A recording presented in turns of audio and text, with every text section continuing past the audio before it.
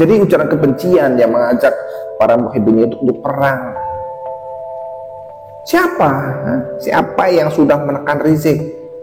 Siapa yang meminta dengan beramai-ramai supaya Rizik itu ditangkap, diadili? Para jenderal sudah minta gitu, para pejabat, para tokoh-tokoh, para ulama-ulama. Dari ada yang sudah merespon seperti itu, bahwa yang dikatakan oleh Rizik itu membuat kegaduhan, membuat kegaduhan dan sedang mengadu domba. Adakah yang merespon? Panci semua. Assalamualaikum warahmatullahi wabarakatuh. Salam sejahtera, salam persatuan Nusantara, dan salam sehat untuk kita semua. Proxy war, ya, ini adalah proxy war. Pribumi dipaksa untuk minta maaf, bagaimanapun caranya. Ya, ini sudah nyata dari berbagai kasus. Ujung-ujungnya pribumi yang harus minta maaf, walaupun itu adalah sebuah settingan. Pokoknya bagaimana caranya pribumi itu harus minta maaf. Kan bangsat namanya. Iya, kita tahu, kita dengar, semua mata itu melihat bahwa yang dikatakan oleh Rizik, oleh para habaib lah, Bahar dan sebagainya, yang selalu mengatakan kepada orang lain, bahkan sampai dengan presiden itu menyebut dengan kata-kata yang tidak baik, kata-kata hewan begitu. Pernahkah kalian mendengar mereka itu meminta maaf? Sekedar untuk meminta maaf saja. Ya. Bahkan dari aparat, dari tokoh, dari adat, dari semuanya itu tidak ada yang menekan supaya mulut-mulut mereka, mulut-mulut para habaib itu diam dan minta maaf pada siapapun yang pernah dipacotinya, termasuk dipacotin seorang presiden. Iya kan? Siapa yang pernah peduli seperti itu? Bahkan sekarang Habib Rizik, Habib Bahar dan sebagainya itu lenggang untuk mengatakan apa saja. Seluruh mulutnya itu diisi dengan comberan, itu mereka bebas. Tapi ketika pribumi yang mengatakan, yang mengatakan seperti Gus Wali itu hanya mengatakan monyet gitu. Semuanya nih ya, semuanya ya, dari Bali ataupun dari pribumi sampai ke pemerintah, sampai ke adat dan sebagainya, mulutnya berbusa. Ya, sekarang pribumi sedang dituntut untuk minta maaf. Jadi kalau para habib itu bebas. Ya. Ini adalah proxy war. Proxy war. Assalamualaikum warahmatullahi wabarakatuh. Selamat datang guys di channel Diam Saudara. Iya, dari kasus ke kasus gitu ya. Dari Rizik, Bahar, kayak enteng banget kalau ngomongin tentang seorang gitu, bebas banget. Apa saja yang mau dikeluarkan di mulutnya itu bebas. Mengatakan anjing, babi, mengatakan Jokowi jokodok, mengatakan Kiai Ma'ruf Amin itu babi dan sebagainya, enak banget gitu. Bahkan menuduh kelompok yang tidak sejalan itu dengan sebutan PKI, komunis, antek, bahkan jenderal-jenderal itu, oknum-oknum jenderal monyet gitu. Enak saja gitu. Apa enak? Tapi adakah yang pernah meminta ataupun menekan supaya para habib itu ya setidaknya minta maaf gitu? Nah, untuk kasus yang Rizik ini kemarin yang menyebut jenderal monyet dan sebagainya, bukan tanpa target gitu ya, bukan karena tanpa target sehingga Rizik itu bebas gitu, bukan. Tetapi mulutnya itu yang mengandung kegaduhan. Iya, jadi ujaran kebencian yang mengajak para muhibbin itu untuk perang. Siapa? Siapa yang sudah menekan Rizik? Siapa yang meminta dengan beramai-ramai supaya Rizik itu ditangkap, diadili?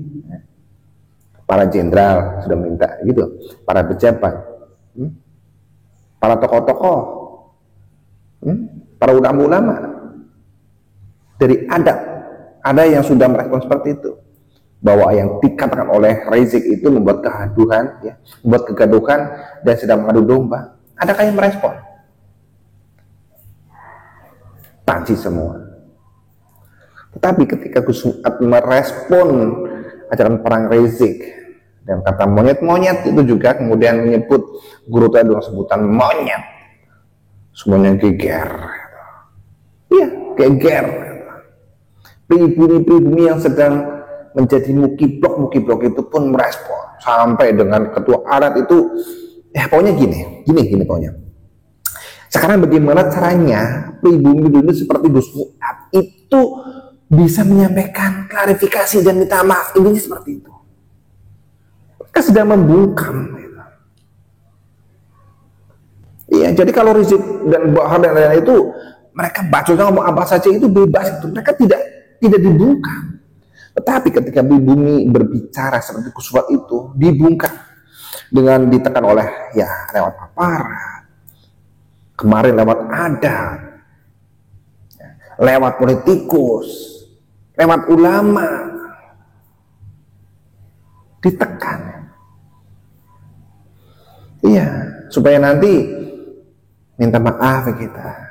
Mereka tertawa, hahaha. Iya, Mbah Mono kemarin seperti itu juga.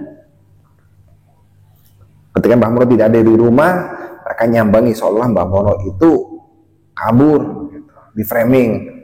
Akhirnya dituduhlah bahwa Mbah Mono itu yang membuat kegaduhan. Akhirnya Mbah Mono yang seolah itu minta maaf. Ya, sama seperti Mbah Mufid itu. Mbah Mufid pada saat beliau ini tidak di rumah karena beliau itu sedang di Pacitan. Mereka datang sekelompok orang PPI ya, itu datang. Bisa video seolah Mbah Mufid itu kabur. Ketika video Mbah Mufid yang nantangin mau nyeliping itu direspon, itu ternyata Mbah Mufid kabur. Di framing seperti itu. Dan ini ujungnya adalah Mbah Mufid diminta oleh aparat nih, diminta untuk bertabayun, untuk klarifikasi. Ya ujung-ujungnya apa? Entah kedua belah pihak yang minta maaf atau seolah Mbah Mufid yang minta maaf karena Mbah Mufid ini yang sudah membuat video kegaduhan, seperti itu kan. Tapi Habib Rizik membuat kegaduhan aman. Indonesia, suka tani itu keren, bayar. Gitu. Apalagi di Jateng A1-nya itu. Jadi mereka ini sedang menanamkan pola-pola bagaimana caranya para ulama pribumi yang bersuara lantang itu ditekan untuk membuat video permintaan maaf. Itu mungkin nanti ada yang nyampein rumah saya karena saya bikin video seperti ini, kemudian saya disuruh minta maaf gitu.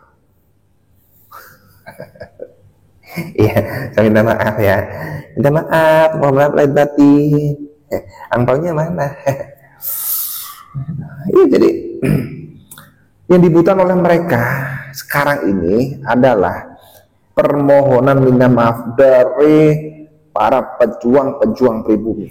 Pokoknya bagaimana caranya seluruh pejuang-pejuang pribumi itu untuk minta maaf.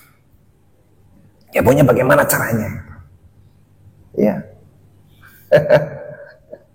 Jadi kalau mereka itu mau ngomong apa saja masih bebas, masih bebas ngomong anjing babi, nuduh-nuduh komunis, nuduh-nuduh apa atau membuat kegaduhan itu ya, itu mereka bebas. Tetapi ketika sekarang para ulama pribumi yang merespon gitu, para pejuang-pejuang pribumi yang merespon itu ditekan supaya bikin pernyataan minta maaf ya dengan cara teror seperti itu. Ya jelas-jelas kalau polisi kemarin kan sudah jelas tinggal ngomong FPI mau ke sana ya, Mahfud ini sedang ada di Pacitan, sudah besok saja nunggu ya yang ada dikawal gitu kan ya, karena sudah tahu itu banyak hal. Jadi sekarang ya kita di Nusantara ini seperti asing di rumah sendiri sih. Iya, ketika yang lain-lain itu meyakini bahwa tamu itu yang harus diistimewakan. Nusron Wahid itu ya kalau saya bilang itu mukiblok dan mukibul. Iya, mukiblok dan mukibul.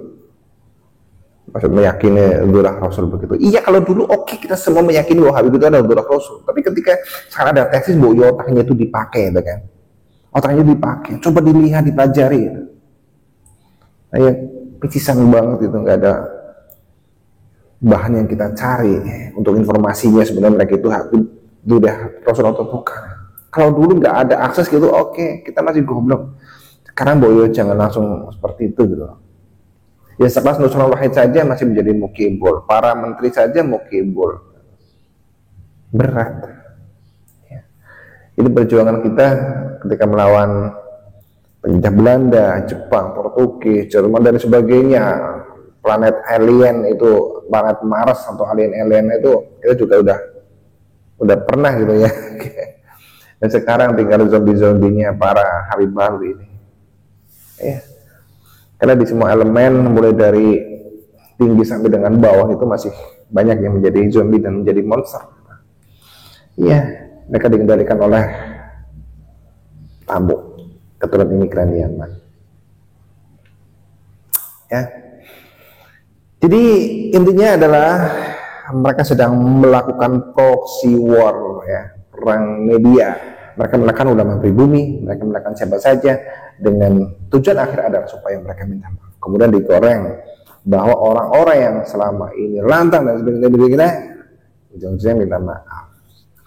Pokoknya sampai kapanpun kita tetap harus menjaga negeri ini, ya. Jangan sampai lemah lah. Karena nanti ganti presiden, ganti menteri, ganti siapa, ganti generasi gitu, ya insya Allah ada saatnya kok. Karena yang namanya perang itu tidak gampang, iya, tidak cepat, harus ada waktu. Ya, kalau kita sampai diam, gitu, kasihan anak cucu kita. Perjuangan ini harus dilanjutkan, ya. Jangan kendor, kita harus menjaga negeri ini. Karena siapa lagi kalau buat kita?